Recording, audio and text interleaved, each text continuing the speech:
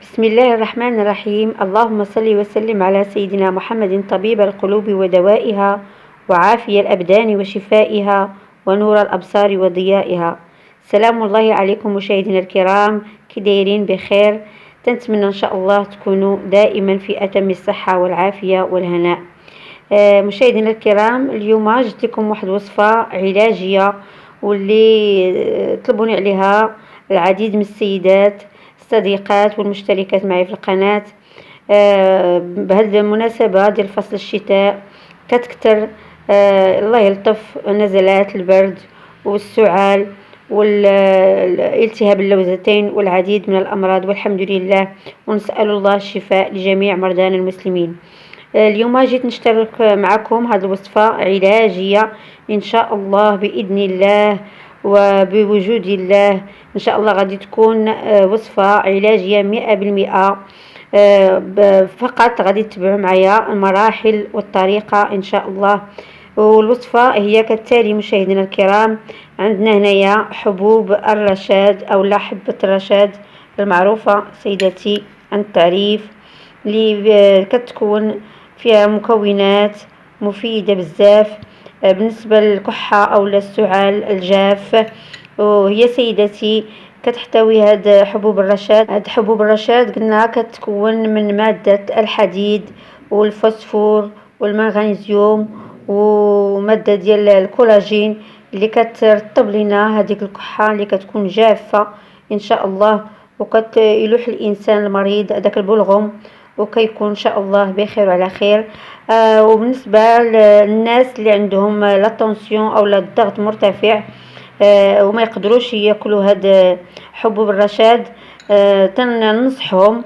عندنا ايضا وصفه ثانيه الا وهي زرعه الكتان مشاهدينا الكرام، الغنيه على التعريف بماده الكولاجين اللي كترطب حتى هي فيها الاوميغا 3 اللي كترطب لنا الكحه او السعال الجاف ان شاء الله، وكيكون سريع ديال الانسان باش يلوح داك البلغم ويتشافى باذن الله.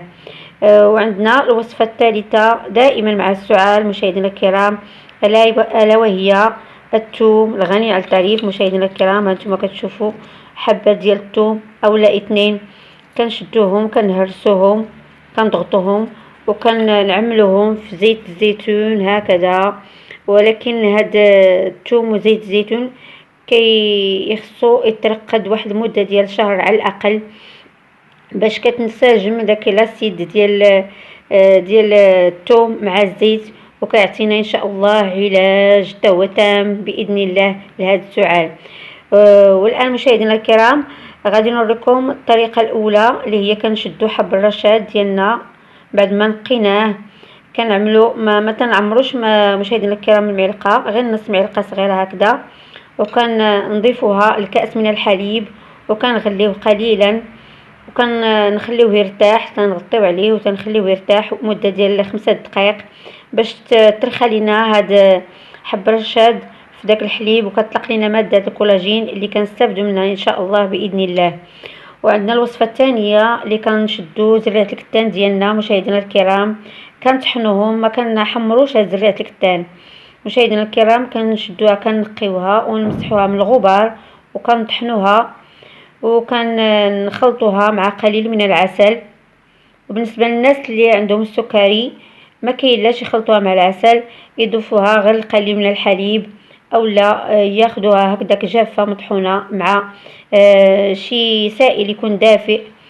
وهكذا كتكون عندنا دابا وصفتين.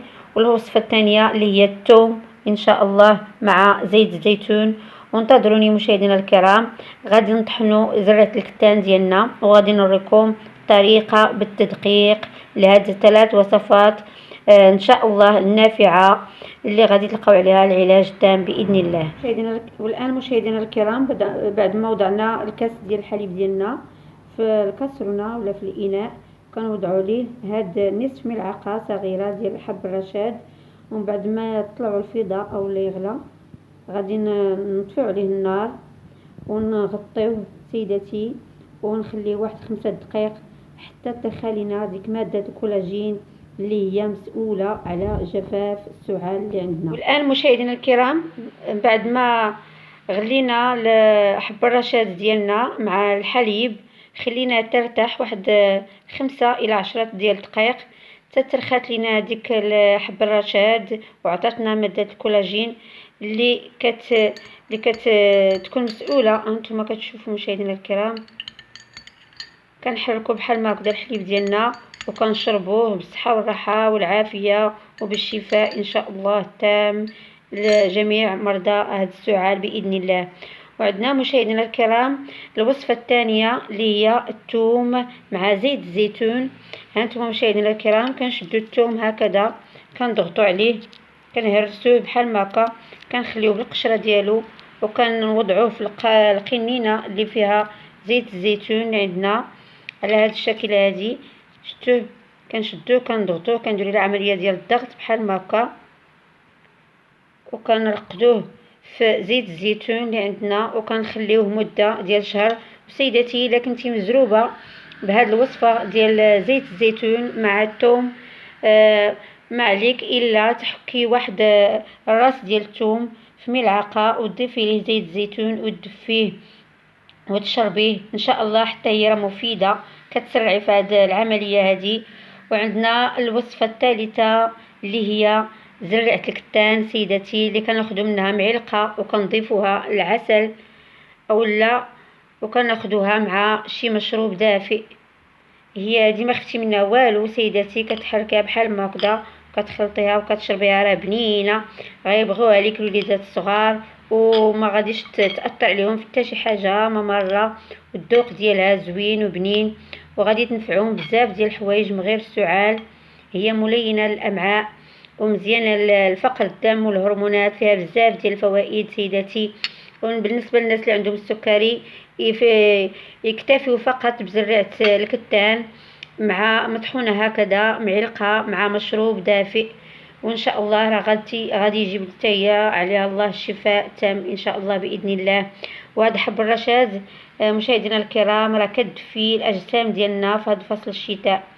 هذا ما كان مشاهدينا الكرام الوصفه ديال اليوم، كانت ب3 وصفات ان شاء الله تلقى الاعجاب عندكم وتلقاو عليها الشفاء التام باذن الله. والطلب الوحيد ديالي منكم هو مزيدا من المشاركه والدعم، والى فيديو قادم ان شاء الله بحول الله، واستودعكم الله الذي لا تضيع ودائع.